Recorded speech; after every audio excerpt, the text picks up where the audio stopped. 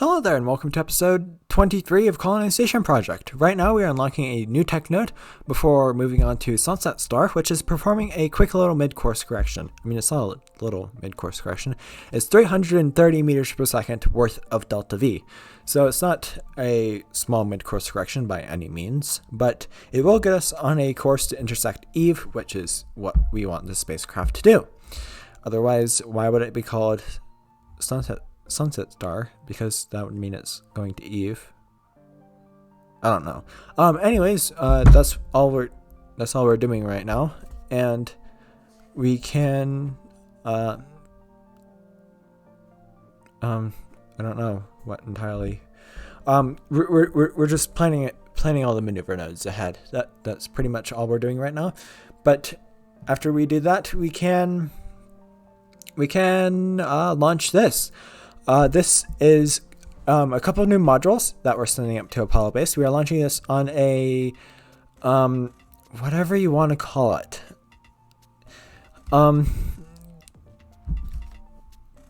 You might remember in the last episode, I called this rocket the Orca. But what I originally wanted to call this rocket was the Leviathan. And then I realized that I already had a rocket named Leviathan, and then I decided to come up with a different name. However, I did get a comment saying that I should name the rocket Leviathan, and then that made me come back to the idea of naming it Leviathan. So I might call this rocket Leviathan because if you've ever played Subnautica, the terrifying alien ocean game thing, you would know that Leviathans are the big fish. They are big and they're fish. They're big fish. So yeah, that might be what we want to call this. And you might be wondering why we would have two launch vehicles with the same name. I'm actually considering renaming the Leviathan to the Jewel launch vehicle because it can carry a bit more payload into orbit than the Sarnus, and Sarnus is a smaller planet than Jewel. Sarnus is the analog to Saturn, and Jewel is the analog to Jupiter. Yeah, that's about all we're doing right now. The new modules that we're carrying up to Apollo base? No, it's Apollo base. The new modules that we are carrying up are a brand new nuclear reactor, a habitation module, some material kit storage, and a new life support module. We need the nuclear reactor in order to supply the base with electricity throughout the night, because if you remember, solar panels cannot function at the nighttime because they need sunlight to operate. That's the whole point of a solar panel. So we need the nuclear reactor just for more power. Not unlimited power, but power nonetheless. But and we need the life support module to let the Kerbal stay on the surface for longer. And then we need the habitation module for the same reason. And then we need the material kit storage so we're not wasting material kits every time we disassemble parts on site. But you can see we have reused almost all the boosters. We reused the 4 SRBs like always. And then we semi-reused the Titan first. I can't think today. I already tried recording this episode once before. It didn't go very well. And apparently this one might not do the same. It might not do it. I don't think that sentence made any sense either. This one might do the same. I'm not sure yet. Anyways, right now what? I was talking about something before. what was I talking about before? I'm not sure, but I might remember it later. I might also not. But that doesn't matter because right now we are landing the new modules on the surface of Minmus, right next to Apollo base. Because where else would we be sending this? The original plan was to land all the modules individually, like we did with the last shipment. I didn't decide to do this time because I was just like, hey, we have the Delta V in the first stage, we might as well do that. But now we can send all the modules the kilometer or so that they need to traverse in order to get to Apollo base, and they can all individually land next to it. The material kit storage, which we are landing right now, doesn't actually have any connector ports, but thankfully USI has this neat little local logistics feature, which says that any vessel in a 150 meter radius around a craft, you can all the materials are shared within those things. The material, all of the resources are shared within that 150 meters. So we don't actually need any connector points or endpoints or whatever. But, you know, it makes the base look a bit cooler. Now we are landing the habitation module, which we will need to inflate with material kits. I'm not sure why we can't just inflate it with air. But, oh well, we will need those material kits later on. But you can see we have landed it, and we can move on to the next module, which is the life support module, or at least that's what I thought until I realized that the Kerbal engineers who build the rockets, they welded the two modules together. We can't separate them. There's no decoupler or anything between them. So we do have to... So these two modules will be combined for a very long time until we find a solution to this. But yeah, we will have to come up with a solution to this problem later on. But that is not right now. Right now we are launching another one of these Orca Leviathan, whatever you want to call it, rockets. This is the main reason why I designed this rocket. So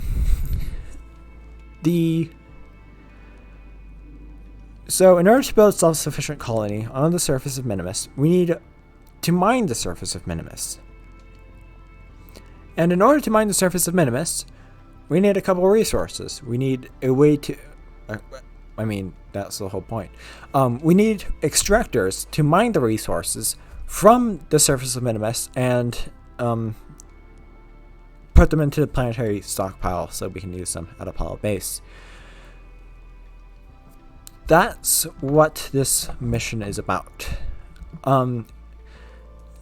This is the Minmus Miner Mark 1, and it is made to exploit the resources of Minmus in order to benefit the colony. Because otherwise we wouldn't be able to make a self-sufficient base. You can see we do have two of those ginormous Atlas harvesters on board the craft. And I'm not sure why we unlock these this early in the game. These are actually not the biggest Atlas harvesters there are, but they are more powerful than normal drills. So I'm not sure why we unlock these that early in the game, but I'm going to take advantage of it and be able to mine the surface of Minmus at a much faster rate. Now we are landing the boosters with parachutes, of course, because how else? It'd be kind of useless to put liquid fuel rockets on a solid rocket booster, then why not just use liquid fuel rockets? Anyways, we're using the first stage, and I can talk about what this module is going to be mining. Now, there are a lot of resources in USI colonization. We need almost all of those resources in order to fully colonize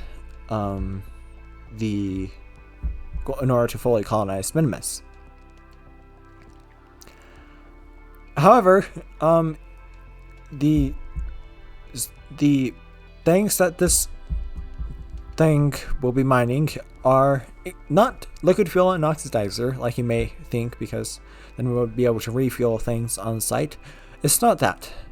This is going to mine exotic minerals and rare metals. We need both of those resources because the space program is kind of on a budget right now. We have a lot of contracts lined up that will pay well, but those are all involving crewed landings of like Duna and Gilly and Ike and all that. So we won't get that money for a very long time. So we need a quick source of money that is both sustainable and gives us a lot of money. And that's what this is for. The exotic minerals and rare metals, as you may be able to see, are both exotic and rare, so they are worth quite a lot. So if we ship the exotic minerals and rare metals back to Kerbin, we get a lot of money, which is good. And the money gained from that will allow us to produce more of these Minmus miners. And that in turn will allow us to make more Minmus miners. Let me start this over. The Minmus miner that we're shipping up right now will gain us money, and that money will allow us to produce more Minmus miners, which will allow us to mine the surface of Minmus, which will allow us to make a self-sufficient colony on the surface of Minmus. Overly complex, although that's pretty much all what you need to do in order to make a self-sufficient colony. We need like 15, 20 different resources in order to make a fully self-sufficient colony. That's not even counting the fuel that we're going to need. Like, if we want to produce helium-3 on the surface of Minmus for fusion rockets, we're going to need a whole new production chain. And that's on top of the production chain we're going to need for just being a self-sufficient colony. And although I'm probably not going to make my helium-3 production on the surface of Minmus, helium-3 production will probably be solved by floating colonies in the upper atmosphere of Joule. Way more efficient. I know it sounds complex, but it's really not. All we need is a floating colony, and then we need a thing that can carry helium-3 to and from the floating colony.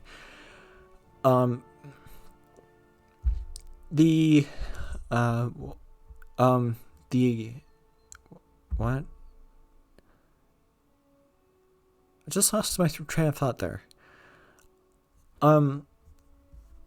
Yeah, but if we want to start constructing exotic fuels on the surface of Minmus, that's like a whole other production chain. So we will need a lot of different resource extractors and all that. But now we are launching a brand new spacecraft into orbit of Kerbin and off to beyond. That made no sense. We're sending this to Minmus. This is the Luna Crew Transfer Vehicle, and this is a solution to a very not very serious problem, but it's a solution to a problem. You may be wondering why not just use Enterprise for our crew transfers to and from Apollo base. Enterprise is good for crew transfers. However, it's not good for crew transfers and cargo. The cargo Starship can do one of two things, and it can do one of two things um, it can do two things, but it can't perform those two things at the same time. So it can either carry crew or it can carry cargo. It cannot carry both. So this is the solution to that problem. This thing can carry quite a large crew over to Apollo base, and it can carry either new modules or it can carry exotic minerals and rare metals, which is what it's currently set up to do. Because if we're sending something to Minmus, we might as well gain a bit of extra money from sending everything back. So that's about why this vehicle exists. Could we just do cargo and crew missions separately? Yes, but if we're sending something to Minmus, we might as well do two things with one vehicle and not have to send up two vehicles. There's one big disadvantage to this vehicle, however. It doesn't have enough fuel in order to get from orbit to Minmus, land on Minmus, and then return. You can't do that on one tank of fuel. It has to refuel on the surface of Minmus by things on Minmus. So the next module that we will send up. The next Minmus miner that we will send up will be it's going to be another exotic minerals and rare metals miner, because right now the current one doesn't have enough electricity to supply even one of those drills at once. So we will have to send up a new module eventually. But the one after that is going to be a liquid fuel and oxidizer production plant, which will allow us to produce liquid fuel and oxidizer on the surface of Minmus, so we can refuel the Luna transfer. So we can refuel the Luna transfer vehicle on the surface of Minmus, so we can actually use it better. If that made any sense. I'm continually losing my train of thought here. It's constantly just degrading the more I go into this video. Normally my train of thought lasts long enough in order to supply the entire video, but even though this video is shorter than probably the previous two, I'm losing my train of thought faster. Kind of tired right now. Anyways, we can now link all the modules together. Then disassemble all the redundant parts, transfer a bit of fuel from here to there. Make the base look nice and clean, get a bit of material kits in the meantime. And you can see here, I'm trying to come up with a solution to getting the nuclear reactor linked with the base. I was trying to translate it across, but then I was just like, why not just lay it on its side, and then we have it roll over. We extend the landing legs, and then we just use the engine to I'm not sure what you would call this. Move it over the surface. Move it over the surface is probably the best way to describe this. I wasn't expecting it to work, but apparently it did work. Thankfully. Now we won't have to set up a new nuclear reactor, because those things can get quite expensive, because they're probably going to be questioned. You'd have to pay a fee or something if you want to buy a couple tons of enriched uranium and a giant thing to produce that uranium. Yeah, it's probably going to be questioned by some people. Anyways, we can disassemble all the redundant parts once again. we can also disassemble all the solar panels, because now that we have a nuclear reactor on board, we don't need them anymore. The nuclear reactor is providing more than enough power to supply the base. You might also be able to see here in a quick second the maybe not. Maybe I'll see it. I'm not sure, but it may have already happened, but you may have also been able to see the Minmus orbital outpost. Oh yeah, you just saw it. That quick shadow that was going across the surface. That was actually the Minmus orbital outpost. The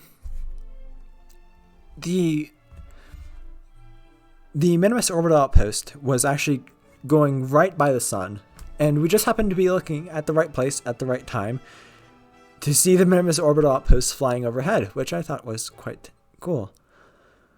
But now we are linking up the second stage and the base, so we can transfer the fuel from the second stage into the Luna transfer vehicle. Otherwise, what else would we be doing with all this fuel? It would just be wasted, because we are going to be disassembling. We are going to be disassembling the second stage into material kits, because what else would we be doing with this? We do actually get quite a few material kits back from this, because it's such a big booster. But we can't scrap it all, because the little KSP details on the side, yeah, we can't disassemble those, and we can only disassemble parts without child parts. So we can't actually disassemble that, so we just have to use the object thrower to yeet it off into oblivion. I think that would be the best way to put it. But now we are connecting the material kit storage with the whatchamacallit, the actual base itself. It did flip over on its side, so I guess it's just the way it will be for the rest of eternity. Until we fix it, of course. But now we are we had a contract to do some science with the ground science things. But as it turns out, I forgot a control station, so that's kind of useless now. But our job is almost done. Our job will be done once we disassemble the Minmus miner, which was Mark 1. Actually, I'm going to call it Mark 0 because it doesn't even work. But we can disassemble that into all of its redundant parts, because it's not doing much else right now. It's just sitting there doing absolutely nothing. So we're just going to disassemble it, and now that that's done, we are going to be able to head back to Kerbin. And this thing is not carrying very many exotic minerals, but it's carrying probably a couple thousand Kerbal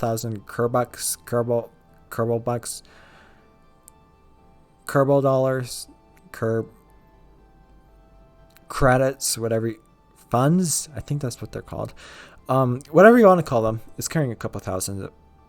It's carrying a couple It's carrying some exotic minerals and rare metals back, which will probably be only like a couple thousand. So, not a lot, but it is proving that everything works, and that we can do off-road mining, which is exciting, because eventually we will end up better. We will be able to get more funds from